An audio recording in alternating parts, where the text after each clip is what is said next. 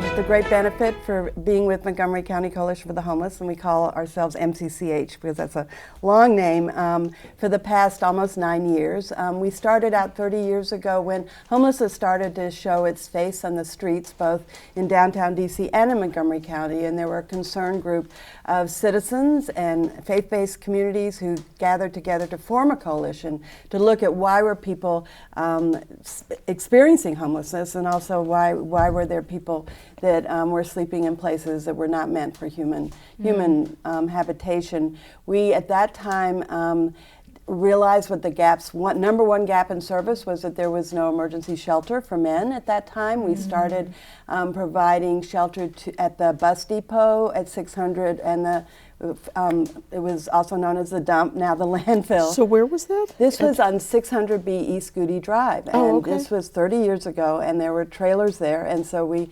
provided essential emergency services for men then in trailers.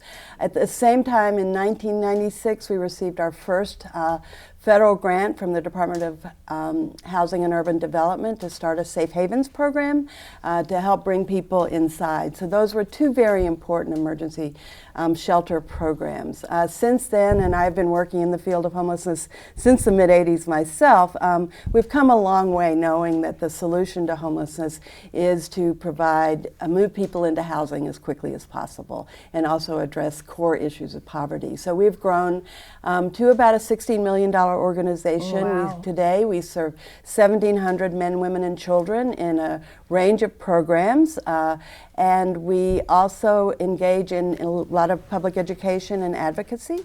We run the Maine Men's Emergency Shelter. We developed an amazing facility and serve about 700 men who are experiencing homelessness at the shelter.